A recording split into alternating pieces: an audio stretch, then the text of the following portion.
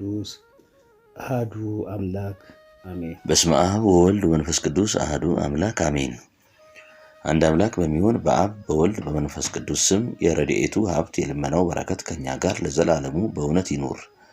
በታኅሳስ ወር በ12 ቀን የሚነበብ የመላእክት አለቃ የከበረ የሚካኤልን ነገር የሚናገር ድርሳን ይህ ነው። አሕዛብ ሁላችሁ ይህን ነገር ስሙ። በዚህ ዓለም የምትኖሩ ወንዶችም ሴቶችም ይህን ምስጢር አዳምጡ። የመላእክትን አለቃ የቅዱስ ሚካኤልን ገናናነት ይገልጥ ዘንድ እግዚአብሔር ያደረገውን ተአምራትና ኃይል ታውቁ ዘንድ ሁልጊዜ ይጸልያል። ሰውንም ሁሉ በረድኤት ይቀበላልና በጸሎቱ ለሚታመኑ ሰዎች ወደ እግዚአብሔር ይማልዳል። እንደ ሥራቸው ክብርን ኃይልን ይሰጣቸዋልና። ሃይማኖቱ የቀና አንድ ሰው ነበር። ስሙም ዱራታኦስ ይባላል። ሚስቱም ቴዎብስቲያ ትባላለች። ቆሎንያ በምትባል በአንዲት ሀገር ይኖሩ ነበር። ብዙ ገንዘብ ማለት ብርና ወርቅ፣ በግና ላም፣ ግመልና አህያ፣ ፈረስና በቅሎ ነበራቸው። ዱራታኦስ ሚስቱም ቴዎብስቲያ ለችግረኞችና ለድሆች ይራሩ ነበር። በመላእክት አለቃ በቅዱስ ሚካኤል በዓል በየወሩ በ12 ቀን ብዙ ምጽዋት ያደርጉ ነበር። በየሀገሩ ሁሉ 3 ዓመት ድረስ ጽኑ ረሃብ ሆነ። በሀገሩ ሁሉ ዝናብ ስለታጣ እህልና ውሃ ጠፋ። ስፍር ቁጥር የሌላቸው ሰዎችና ከብቶች አለቁ። ዱራታኦስና ሚስቱ ግን ምጽዋት መስጠትን አልተዉም። ያላቸውን እየሸጡ ለችግረኞችና ለድሆች ይመጸውቱ ነበር። በገንዘባቸውም ስደተኛውንና እንግዳ ይቀበሉ ነበር። ከዚህ በኋላ በኅዳር 12 ቀን በመላእክት አለቃ በቅዱስ ሚካኤል በዓል ዋዜማ በቤታቸው ከነበረው ሁሉ ምንም አላገኙም። ስንዴም ቢሆን ወይንም ቢሆን በግም ቢሆን ላምም ቢሆን በቤትም በእዳሪም አላገኙም።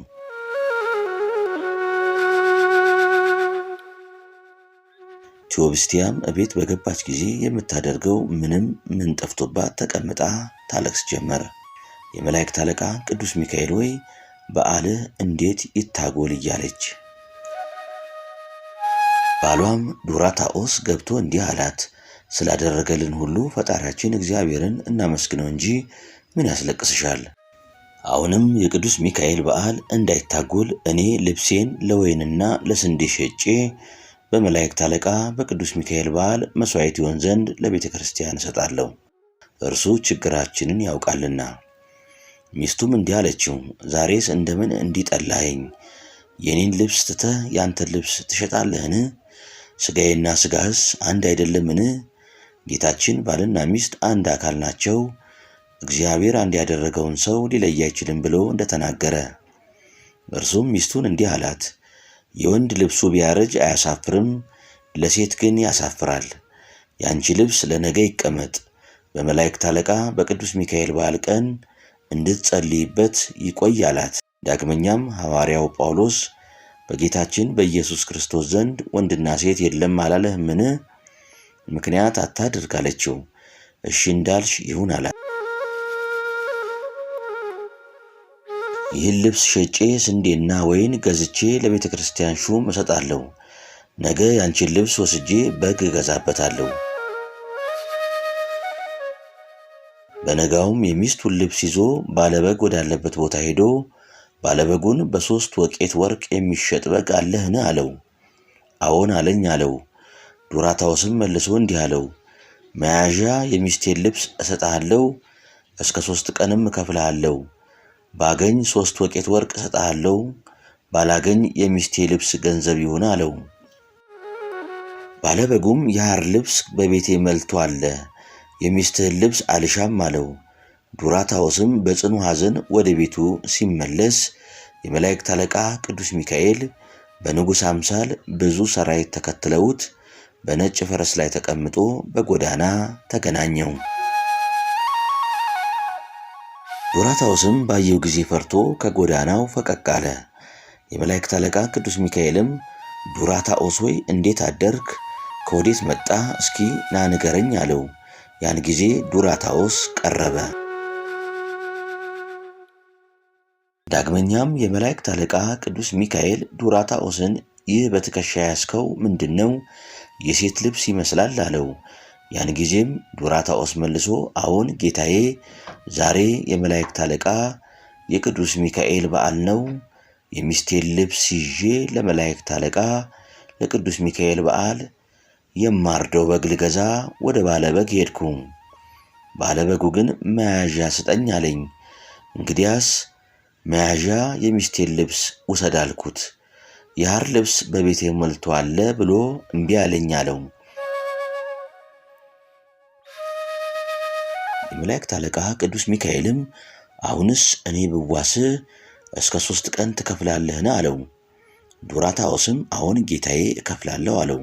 የመላእክት አለቃ ቅዱስ ሚካኤልም ያን ጊዜውኑ አንዱን መልአክ ሂደ ባለበጉን ለዱራታኦስ በጉን ስጠው እስከ 3 ቀን ድረስ ይከፍልሃል በለው ብሎ ላከው። ያን መልአክ የመላእክት አለቃ ቅዱስ ሚካኤል እንዳዘዘው ለዱራታኦስ በጉን አመጣለት። ዳግመኛም መልአኩ ዱራታኦስን ከሰዎች ጋር ታሳድረኛለህን አለው። ዱራታኦስም አዎን ይሁን ጌታዬ እንዳልከኝ እደር አለው። የመላእክት አለቃ ቅዱስ ሚካኤልም የከብት ሥጋ አልበላምና ለራቴ የምበላው ዓሣ ታገኛለህን አለው። ዱራታኦስም ባገኝ ዓሣ እገዛልሃለሁ አለው። ቅዱስ ሚካኤልም ለባለ ዓሣው ዋጋውን ምን ትሰጠዋለህ አለው። ዱራታኦስም የሚስቴን ልብስ እሰጣለሁ አለው። ያን ጊዜ የመላእክት አለቃ ቅዱስ ሚካኤልም በመንፈስ ቅዱስ እንደ ሰው ፈገግ ብሎ ከዚህች ልብስ በስተቀር ሌላ የምትገዛበት የለህምን አለው።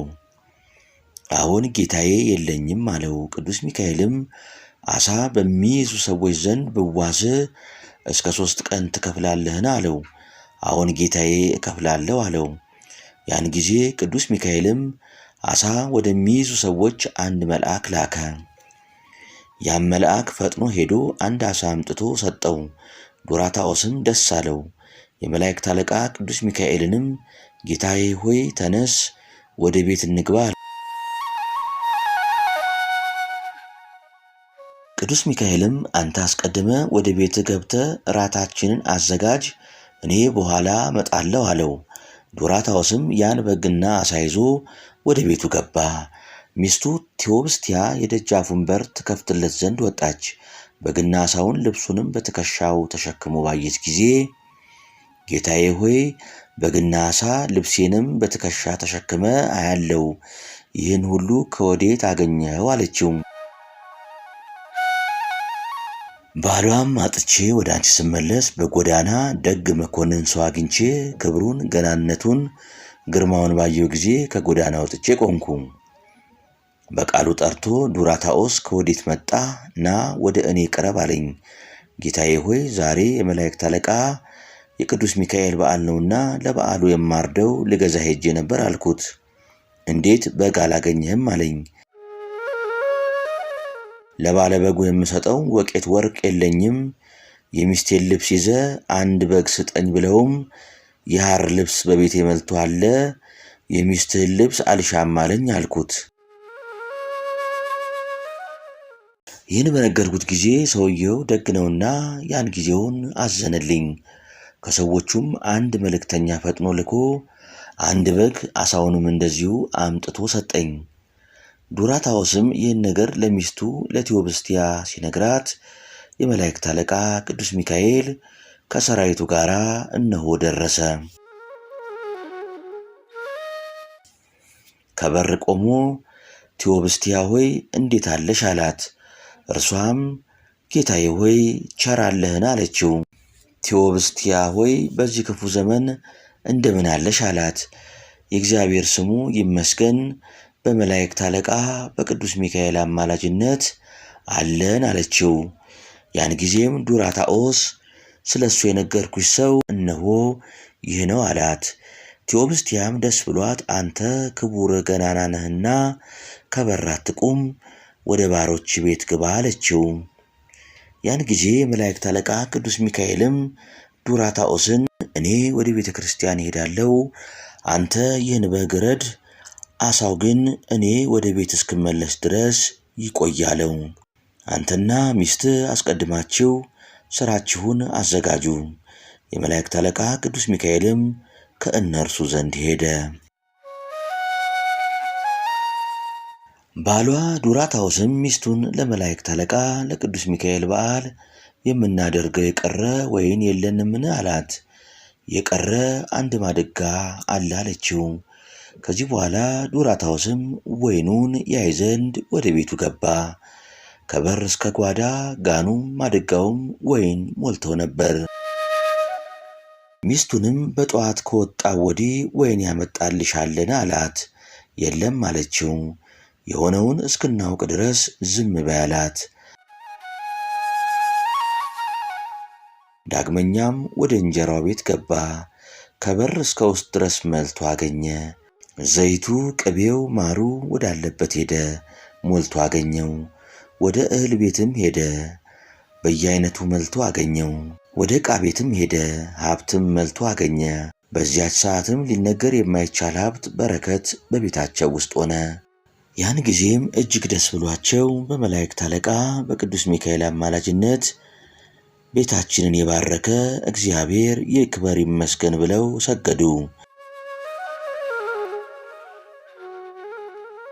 ያን ጊዜ በጉን አረደ። ሥጋውም በሚቀቅሉበት በገፈጅ መላ፣ የማያልቅም ሆነ። የቅዱስ ሚካኤልንም በረከት ተቀብሎ ፈጽሞ ደስ አለው። ከዚህ በኋላ ወደ እርሱ እንደሚመጣ ለነገረው ሹም ያማረ ልብስ አነጸፈ። ወደ ቤተ ክርስቲያን ሄዶ ከመላእክት አለቃ ከቅዱስ ሚካኤል ስዕል ዘንድ ሰገደ። እንዲህም ብሎ ጸለየ። የመላእክት አለቃ ቅዱስ ሚካኤል ሆይ ባሪያ ዱራታኦስን ይቅር በለኝ፣ ከእግዚአብሔርም ዘንድ ይቅርታን ለምንልኝ። ዛሬ በበዓል ወገኖቼን ደስ ይላቸው ዘንድ ከበረከትህም የተራቡት ይጠግቡ ዘንድ ዛሬ በእኔ ላይ የአማላጅነትህን ኃይል አሳየ። በቤቴም የረድኤትህን ጽንዓት ገለጽክ። ትናንትና እኔ ድሃ ነበርኩ፣ በበዓልህ መታጎልም ልቤ ይታመም ነበረ። ዛሬ ግን እግዚአብሔር አምላክህ በአማላጅነትህ በሰጠኝ ፍጹም በረከት ባለጠጋ ሆኛለሁ። አሁንም እግዚአብሔር አምላክህ የተመሰገነ ነው።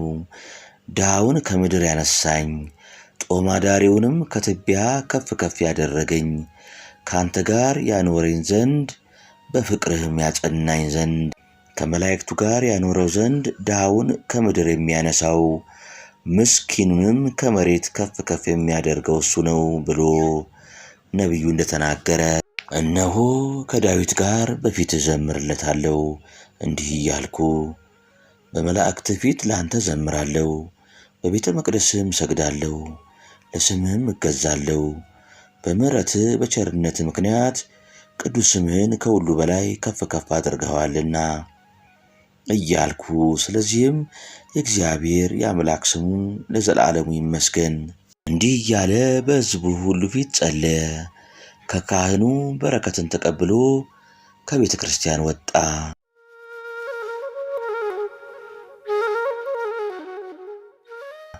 ብላቴኖቹን፣ ድሆችን፣ ችግረኞችን ከቤት እስከ ዱር ያሉትን ጥሩ አላቸው። ሄደው ጠሩ። ከቤት እስከ በር ድረስ መሉ። ፈጥኖ ምሳ ቀረበላቸው። በሉ፣ ጠጡ፣ ደስ አላቸው። የእግዚአብሔርንም ስም አመሰገኑ። ያ መኮንንም ከነሰራዊቱ መጣ። የሕዝቡን ብዛት አይቶ አደነቀ። ከእርሱም ጋር ያሉት አደነቁ። ዱራታውስን እንዴት እንዲችለ እሊህን ሁሉ ሕዝብ ሰበሰብካቸውና ደስ አሰኛቸው? በዚህ ወራት ቸነፈርና ረሃብ እንዳለ አልሰማህምን? ይህን ያህል ሕዝብ ወደ ቤት ትጠራለህን? አለው። ዱራታውስም እንዲህ አለው፣ አሁን ጌታዬ፣ ነገሩ እውነት ነው። ግን አንተ የሰጠኸኝ አሳና በግ ወደ ቤቴ ከገቡ ጀምሮ በቤቴ በረከት መላ። ወንድሞቼንም ጠራኋቸው።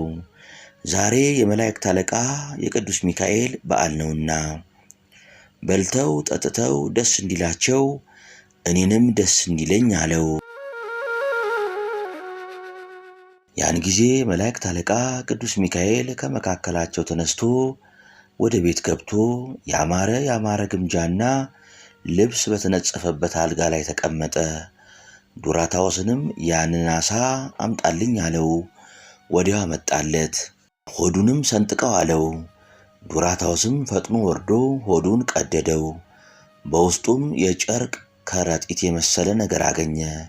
በአብ በወልድ በመንፈስ ቅዱስ ስም ታትሞ ነበር። ለመላእክት አለቃ ለቅዱስ ሚካኤልም ሰጠው። ጌታዬ ይህን ማኅተም እይና ክፈተው አለው። ቅዱስ ሚካኤልም ይህን ማኅተም ተቀበለው። ከረጢቱንም በከፈተው ጊዜ እነሆ 300 ወቄት ወርቅ በውስጡ አገኘ። 100 ለየብቻው ተቋጥሮ ነበር። ቅዱስ ሚካኤልም ዱራታኦስን ዱራታኦስ ሆይ ዛሬ ከቤተ ስለገባው ይህንን ወርቅ ውሰድ፣ ጌታዬ ስለ አንተ ዛሬ ወደ አንተ ልኮኛልና ብሎ ሰጠው። ዱራታኦስና ሚስቱም ቴዎብስቲያ እንዲህ አሉት፣ ጌታችን ሆይ ምን ትላለህ? ያለ ዛሬ ቤታችንን መቼ አየኸው? ይህንንስ ነገር ተው አሉት። ነፍስና ሥጋችን ገንዘባችንም የመላእክት አለቃ የቅዱስ ሚካኤል ፈጣሪ እግዚአብሔር እንደሆነ አታውቅምን? ይህ ፈጣሪ የሰጠ ያንተ ገንዘብ ነው።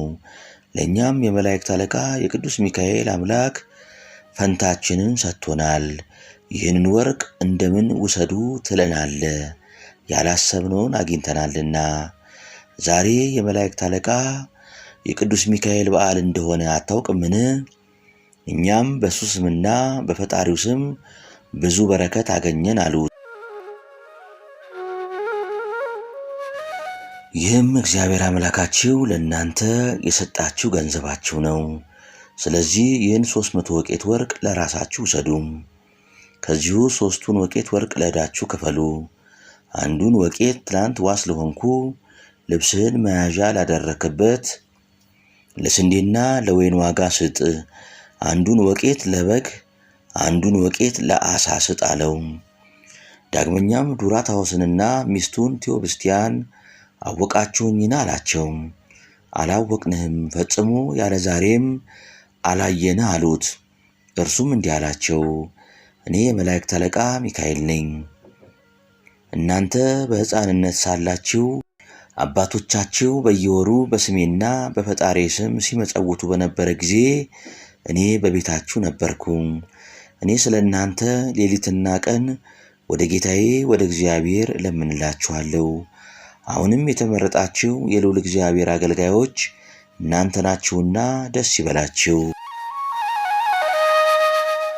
ቴዎብስቲያ ሆይ በቤቴ ምንም አጥቼ ዛሬ የቅዱስ ሚካኤል በዓል ከሚታጎልብኝ ሞት በተሻለ ነበር እያልሽ ትላንት ስታለቅሺ ሰምቼሽ የለምን? ዱራታኦስንም ለቅዱስ ሚካኤል በዓል ልብሴንና ቀጸላዬን ስጥ ስትዪው አልነበረምን? ዱራታኦስና ቴዎብስቲያ ሆይ ቸርነቱ በማያልቅ በጌታችን በኢየሱስ ክርስቶስ ዘንድ በሰማይ ዋጋችሁ ብዙ ነው። በረከቱም ለዘላለሙ በእናንተ ላይ ይደር። ዛሬ በዚህ ዓለም አዘጋጅታችሁ ያደረጋችሁትን ምጽዋታችሁን መሥዋዕታችሁን እግዚአብሔር አስቦታልና በኋለኛይቱም ቀን መንግሥተ ሰማያትን ያወርሳችኋል። ዳግመኛም ከመከራ ሁሉ የማድናችሁ የመላእክት አለቃ እኔ ሚካኤል ነኝ። መሥዋዕታችሁንና ምጽዋታችሁን ወድጄ ወደ እግዚአብሔር ፊት አቀረብኩላችሁ። በዚህ ዓለም ከበጎ ነገር አታችሁ ምንም ምን አትቸገሩም አላቸው። እነርሱም ሰገዱለት። እንደዚህ ብሎ የመላእክት አለቃ ቅዱስ ሚካኤል ከእነርሱ ተሰወረ። ሰላምታ ሰጥቷቸው ከመላእክት ጋር ወደ ሰማይ ወጣ። ቴዎብስቲያና ዱራታኦስ ግን ከቀድሞ ሥራቸው ይልቅ በጎ ማድረግን አበዙ። በሕይወት ዘመናቸው ሁሉ ገድላቸውን ፈጸሙ። ለጌታችን ለኢየሱስ ክርስቶስም ከባሕርይ አባቱ ከአብ ከባሕርይ ሕይወቱ ከመንፈስ ቅዱስ ጋር ክብር ምስጋና ይግባው ከዛሬ ጀምሮ ለዘላለሙ አሜን። የመላእክት አለቃ የቅዱስ ሚካኤል በረከት የቴዎብስቲያና የዱራታኦስ ረድኤት እግዚአብሔር አገልጋይ የመላእክት አለቃ የቅዱስ ሚካኤል በረከት የቴዎብስቲያና የዱራታኦስ ረድኤት ለእግዚአብሔር አገልጋይ ኃጢአቱን የሚያስተሰርይለት ይሁን ለዘላለሙ አሜን። የክብር ባለቤት ክርስቶስ ቃል ኪዳን ያጸናለት መልአክ ቅዱስ ሚካኤል ያደረገው ተአምር ነው። ልመናውና አማላጅነቱ ከክፉ ቀንና ከጥፋት ሰዓት በቀን ከሚወረወር ጦር በጨለማም ከሚሰራ ሥራ ባሪያውን ያድነው ለዘላለሙ አሜን። በአንዲት ሀገር እግዚአብሔርን የሚፈራ አንድ ደግ ሰው ነበረ። ለድሆች ለችግረኞች ምጽዋት ያደርግ ነበር። የመላእክትን አለቃ የቅዱስ ሚካኤልን ምልጃ ተስፋ አድርጎ በየወሩ በ12 ቀን መታሰቢያውን ያደርግ ነበር። ይህም ሰው የእርሻ ሥራ ይሠራ ነበር። ከዚህ ነገር በኋላ በአንዲት ዘመን ባለበት ሀገር መከር ጠፋ። ይህም እግዚአብሔርን የሚፈራ ደግ ሰው አስቦ ለመላእክት አለቃ ለቅዱስ ሚካኤል መታሰቢያ ምን አደርጋለሁ አለ። ድሃና ጦም አዳሪ ሆኗልና በቤቱም ምንም አልነበረውም። ችግር ጸናበት። የሚበላው የሚጠጣው የሚለብሰውም አጣ። የዕለት ምግብ አጣ። ጽምና ረሃብ ችግር ያዘው። ጽኑ ሐዘንም አገኘው። ኃይሉ ደከመ፣ ብርታቱም ጠፋ። ከተቀመጠበትና ከተኛበት መነሳት ተሳነው። ከረሃቡም ጽናት የተነሳ አዝኖተኛ። በዚያች ቀን እንደ ሞተ ሰው ሆነ። በዚያች ሰዓት ለሰው ሁሉ ይቅርታን የሚለምን የመላእክት አለቃ ቅዱስ ሚካኤል ፈጥኖ ወደ እርሱ መጣ። በደግነቱ ላይ ለሰው ታዛዥ ነውና ለደግነቱም መጠን የለውምና። ለዚያም ሰው ተገለጠለት፣ አረጋጋው፣ አጽናናው። መታሰቢያዬን የምታደርግልኝ ወዳጄ ሆይ ለምን ታዝናለህ? ለምንስ ትተክዛለህ? በጠዋት ፈጥነ ተነስ፣ ልቡና ይጽና፣ ኃይልህም አይድከም። ወደ ባህር ዳርቻ ፈጥነ ሂድ፣ መረብህን በባህር ላይ ጣል፣ ታላቅ ዓሣም ይገባልሃል። እግዚአብሔርም ክብርን ብዕልን ከእርሱ ይሰጠሃል። በውስጡ ብዙ በረከት ታገኛለህ። እኔም ካንተ አልለይም፣ አብሬህም እኖራለሁ፣ አልለይህም፣ ቸል አልልህም፣ ፈጽሞ በችግር ላይ አልጥልህም። የእግዚአብሔር ኃይል ካንተ ጋር ይኑር አለው። ይህን ካለው በኋላ የመላእክት አለቃ ቅዱስ ሚካኤል ከእርሱ ተሰወረ፣ ወደ ሰማያትም ወጣ። ይህም ሰው ከእንቅልፉ በነቃ ጊዜ ይህ ነገር ከእግዚአብሔር ዘንድ እንደሆነ አወቀ። በነጋ ጊዜ ኃይል አግኝቶ ተነሳ። የእግዚአብሔር መልእክተኛ ቅዱስ ሚካኤል እንደነገረው ወደ ባህር ዳርቻ ፈጥኖ ሄዶ ከባህር ላይ መረቡን ጣለ። የመላእክት አለቃ ቅዱስ ሚካኤልም እንደነገረው ታላቅ ዓሣ ተያዘለት። አፉንም በከፈተ ጊዜ የጠራ የነጠረ ወርቅ አገኘ። ከዚህ በኋላ እጅግ ደስ አለው፣ እግዚአብሔርንም አመሰገነው። የመላእክት አለቃ ቅዱስ ሚካኤልንም አሰበው፣ በጽኑ ችግሩ ጊዜ አልተለየውምና። ይህንንም ወርቅ ይዞ በታላቅ ደስታ ወደ ቤቱ ገባ። ከዚህ በኋላ ከዚሁ ወርቅ በአማረ ሽልማት አስጊጦ የመላእክትን አለቃ የቅዱስ ሚካኤልን ስዕል አሰራ። በታላቅ ክብር በከበረች ቤተ ክርስቲያን ውስጥ ሰቅሎ አኖረው። እስከሚሞትበት ጊዜ ድረስ በየወሩ በ12 ቀን የመላእክት አለቃ የቅዱስ ሚካኤልን መታሰቢያ ማድረግ አላስታጎለም። ፍጹም ልመናውና አማላጅነቱ ከእኛ ጋር ይኑር ለዘላለሙ አሜን። አንድ አምላክ በሚሆን በአብ በወልድ በመንፈስ ቅዱስ ስም በታኅሳስ 12 ቀን የመላእክት አለቃ የቅዱስ ሚካኤል መታሰቢያ በዓል ነው። በዚህች የቅዱስ ሚካኤል መታሰቢያ እግዚአብሔር የመላእክት አለቃ ቅዱስ ሚካኤልን ባቢሎን ወደምትባል አገር ልኮታልና። አናንያ፣ አዛርያ፣ ሚሳኤል ከሚባሉ ከሦስቱ ጎልማሶች ጋር የባቢሎን ንጉሥ ናቡከደነጾር ከሚነድ እሳት ውስጥ በጨመራቸው ጊዜ አራተኛ ሆኖ ታየ። የእሳቱ ነበልባል 49 ክንድ ያህል ከፍ ከፍ አለ። እሳት የሚያነዱትንም አቃጠላቸው። ሚካኤል የእሳቱን ነበልባል በበትሩ መትቶ ከሦስቱ ጎልማሶች ላይ አጥፍቶ አዳናቸው። የሚነደው እሳት ፈጽሞ ምንም አልነካቸውም። የሚነደውን እሳት እንደ ጠዋት ውሃ የቀዘቀዘ አድርጎታልና። በዚያን ሰዓት እግዚአብሔርን እንዲህ እያሉ አመሰገኑት። የአባቶቻችን ፈጣሪ እግዚአብሔር ይክበር ይመስገን፣ ለዘላለሙ ክቡር ምስጉን ነው። እንዲህ እያሉ 6 ጊዜ ተናገሩ። ከ600 ዘመን በኋላ ክርስቶስ እንዲወለድ ለማጠየቅ። ከዚህም በኋላ እንዲህ እያሉ እግዚአብሔርን አመሰገኑ። እግዚአብሔርን ፍጥረት ሁሉ ያመሰግኑታል፣ ክቡር ምስጉን ነውና ለዘላለሙ ይክበር ይመስገን እያሉ ይህንም 33 ጊዜ ተናገሩ። ክርስቶስ ከተወለደ በኋላ በዚህ ዓለም 33 ዓመት እንዲኖር ለማጠየቅ።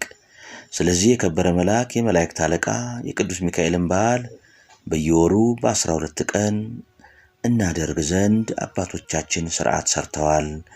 በአማላጅነቱም የሚገኘው ረድኤት ለዘላለሙ ከኛ ጋር ይኑር አሜን።